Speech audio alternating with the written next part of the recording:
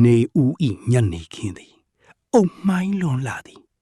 ကိုအောင်သည်ရွာပြင်ရှိညောင်ပင်ကြီးအောက်သို့ရောက်သည့်အခါခြေလမ်းတို့ကအလူလိုလေးလံသွားသည်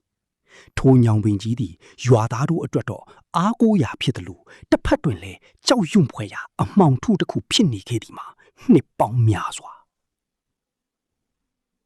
ကိုအောင်ပြန်လာပြီလား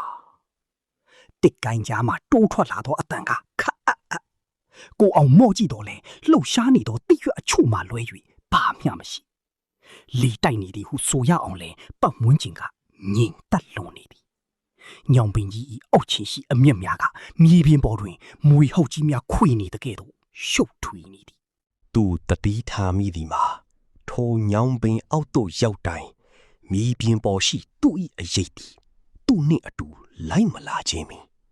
သူကရှေ့သို့လှမ်းတော်လေအရိတ်ကညောင်ပင်ချီရင်တွင်ရက်တန်နေစေ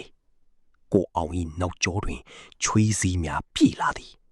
သူအမြန်ပြေးကျင်တော်လေခြေထောက်များကကြောက်ရွံ့ကဲ့သို့ခိုင်မြဲနေပြီထိုစဉ်ညောင်ပင်ပေါ်မှတိရွက်ချောက်တစ်ခုကျွေကျလာသည်ထိုတိရွက်သည်မြေပြင်ပေါ်သို့မကျပေလေထဲတွင်ခဏမျှရက်တန့်နေပြီးမှကိုအောင်ပခုံးပေါ်သို့အသားအရာကျလာသည်ကိုအောင်တိရွက်ကိုဖေးရှားရန်လှက်လန်းလိုက်စဉ်သူ့ပခုံးပေါ်တွင်ရှိနေသည်မှာတိရွက်မဟုတ်ပေအေးဆက်လာသောအရည်ပြားများတွန့်လိမ့်နေသောလက်ချောင်းလေးများဖြစ်နေသည်ကိုခံစားလိုက်ရသည်လှဲ့ကြည့်လိုက်ရင်မိတူမြမရှိသို့တော့ညောင်ပင်ကြီးဤပင်စီထဲတွင်လူတယောက်ဤမျက်နာပုံတန်တန်ကဲ့သို့အဖူအထစ်များကသူ့ကိုစိုက်ကြည့်နေသည်ယောက်ကိုအောင်အိမ်သူအပြေးအလွှာပြန်ခဲ့သည်အိမ်ရောက်၍မှန်ရှိတွင်ရက်ကြည့်လိုက်သောအခါ